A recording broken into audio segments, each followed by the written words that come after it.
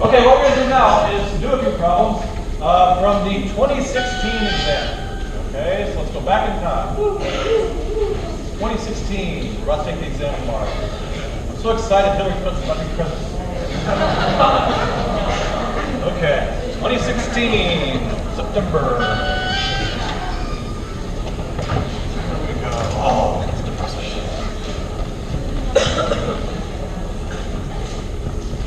Okay, so this now, I'll do this one first. Okay, so I know you want to do torque, and I promise you I have a torque problem. We will get to it. So let's just go in the order. So what I'm going to do is read it, think about it for 5 minutes while I relax. Think about it for just a few minutes. I mean, I don't want to give you all a huge amount of time to do it because we'll run out of time. Just look at it. Think, how would I do this problem? Maybe draw yourself a free body diagram.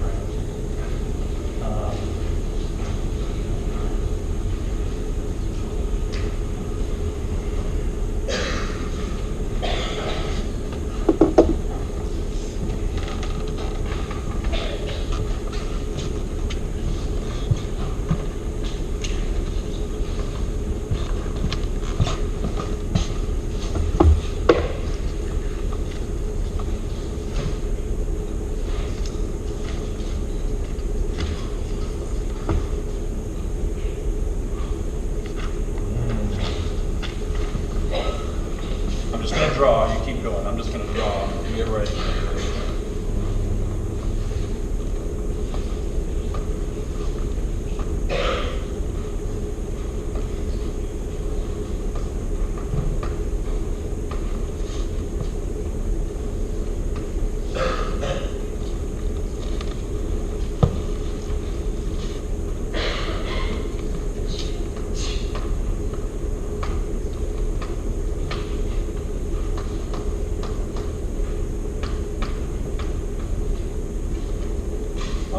Think about how you would do this. Let's read it carefully, word by word. Let's figure out how important is every word.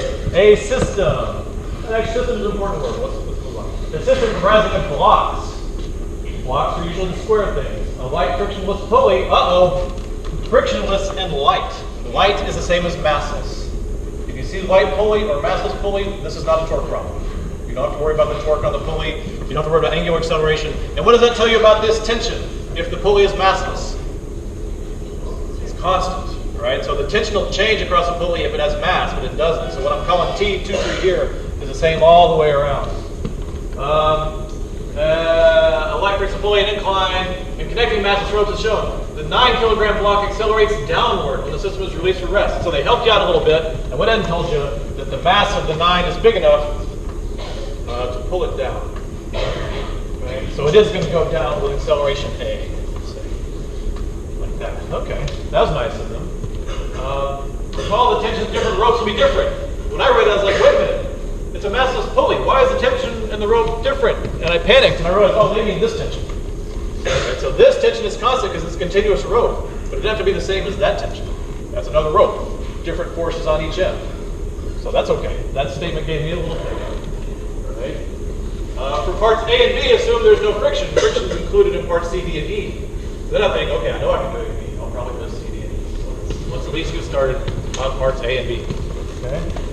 Now you're at a critical stage in your lives where you have to decide, am I going to do this with numbers or am I going to do this with letters? All right. It's easier with letters. You'll make less mistakes if you don't start plugging in right away. So I'm going to do it with letters. So I'm going to do it symbolically. Okay, we'll plug in at the end. It really is better. I'll just have to choose. That's what I'm going to do. Okay? So what were we asked? That's always a good thing to say. What were we asked? The acceleration of the system. Okay. So if it was the acceleration of the whole system, we've kind of done these before. One thing we know is that they're all accelerating the same. If it says the rope is inextensible or constant length, if they don't say anything, just assume that the rope doesn't stretch. Therefore, if this one is moving at A, this one is moving at A, and this one is moving at A. So really this problem is a force problem. It's adding up the forces for each mass, F equals ma for each mass, and seeing if you can solve it. Okay? So let's do that. I called them 1, 2, and 3, just so we can keep them separate. And then these tensions I'm calling T1, 2 because it's between 1 and 2, and T2, 3 because it's between 2 and 3. Okay? You could think maybe the order depends on the tensions being applied on free, but that's not really what it means this time. We're doing, action reaction. We put some meaning to those subscripts, but here all I mean is between 2 and 3. So whether it's being applied here, it's T23, or here it's T23. We aren't worried about it. We'll put in the directions. Okay, so free body diagram of each one. Let's do the free body diagram of M1, M2, M3. Let's see. I like to do them process style. Let's draw the little box. Okay, let's do MG down. This way, if you mess up all of it. Let's do M2G down. Let's do M3G down. That's always the first one because that's the easy one. So you draw those going down. And then you say, what else have we got? Here you got T12 pulling it up. Okay. Here you've got T23 pulling it up. And you've got T12 pulling it down. That would be one that would be easy to miss. Right on that one. Oh, I forgot. This pulls back on that one. And then here you've got T23 pulling it up. Like that. Let's see, what else are we missing? Oh, the normal forces. These two have a normal force this way. I'll call it N1. This one is N2. And that's it. There's no friction. There's your forces. That's what we got. So now, you could do the second law for each of them. Okay, now that we have our forces, and now you're going to pick a coordinate system. So remember, these are, this is a 1D, so okay, so you can do this, okay? You can say for these two, we're going to put y this way, x that way, but for this one, we're going to have positive y this way. So we're tilting the coordinate system for these two, and we're not tilting it for that one. You can get away with that because the rope changes direction. Okay? If you're just dealing with an isolated object on a ramp and it's falling, then you do the whole problem tilted like this. But if a rope gives you 2 different directions, you can actually do it in 2 little coordinates like that. Okay, so let's look at, I think, M1 first.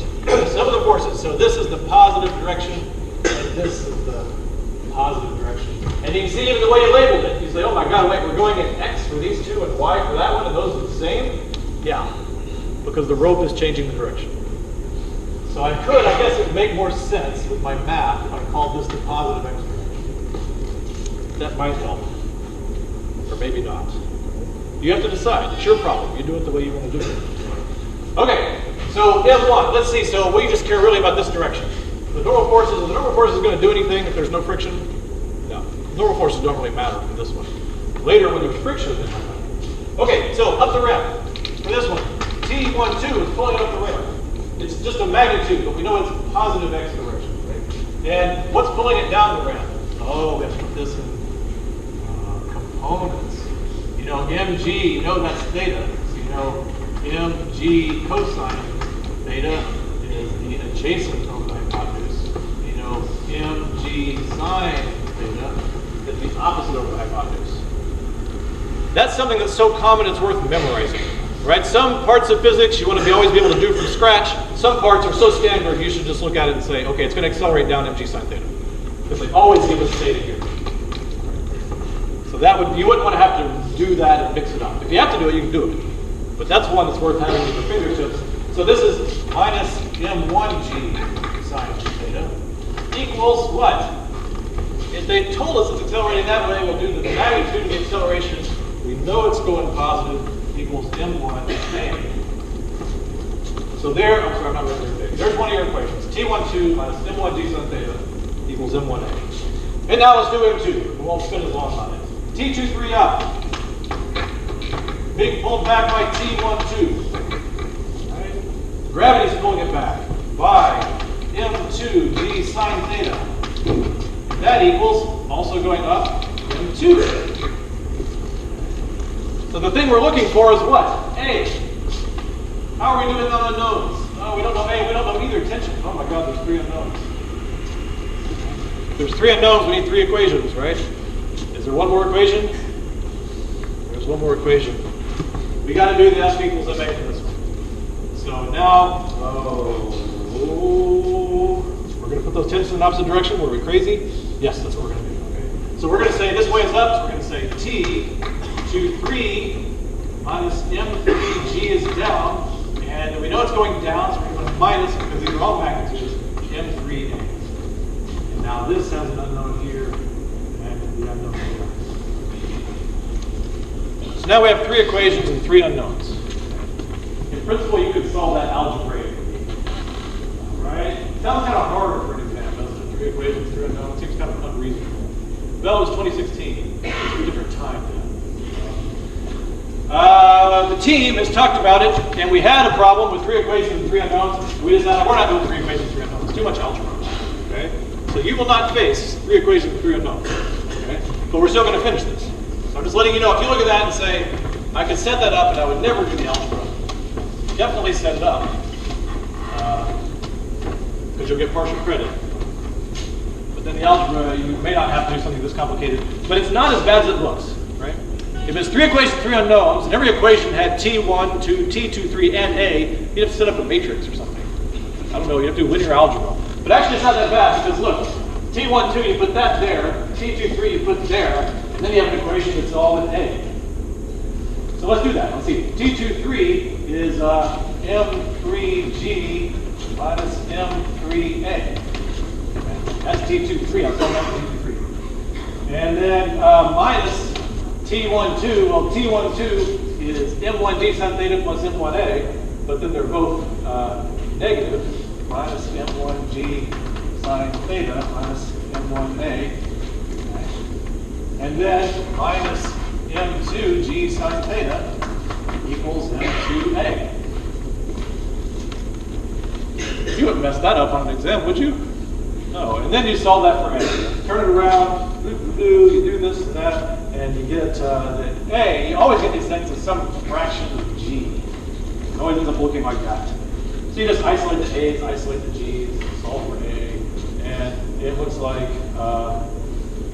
M3 minus sin theta. If you want to check this later, find it bigger if you want to check it later. It's just solve this for A. M3 minus M1 plus M2 sin theta.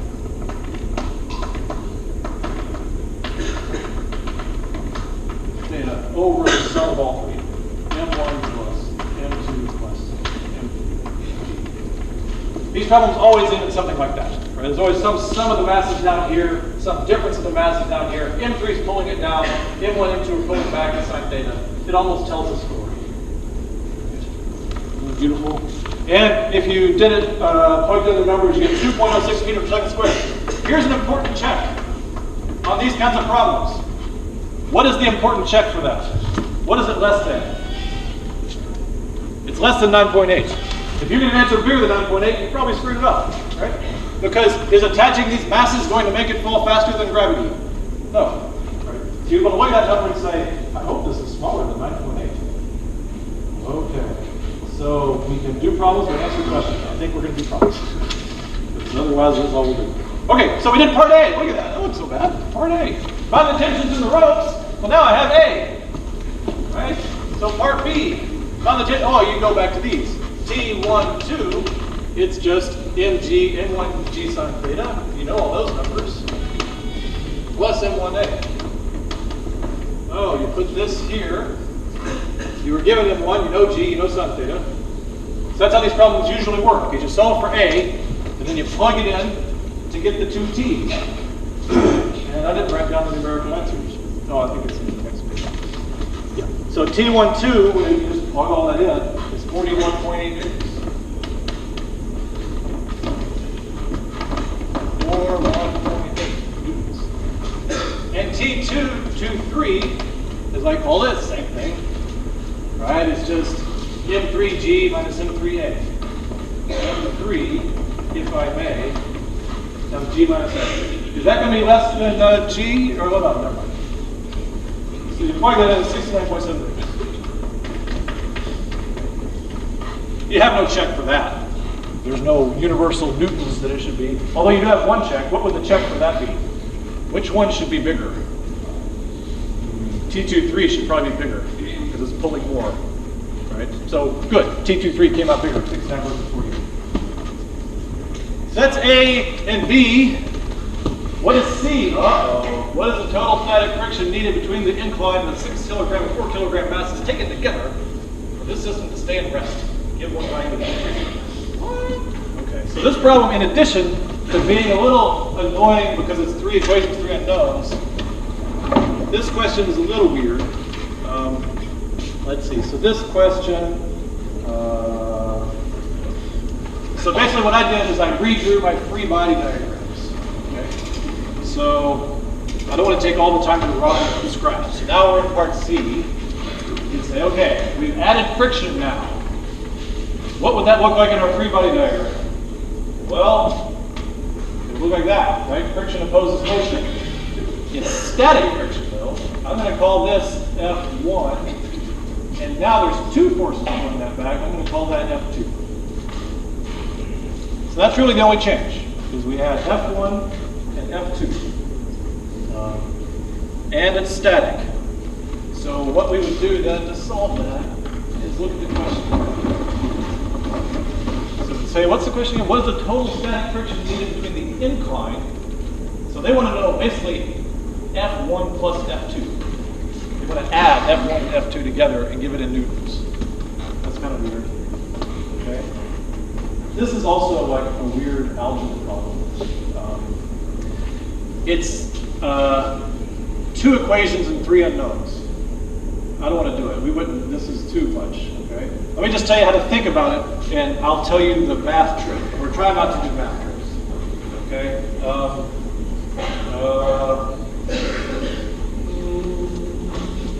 So the quick thing you can do is go back to, okay, so it's static. So all these, some of the forces all now equal 0.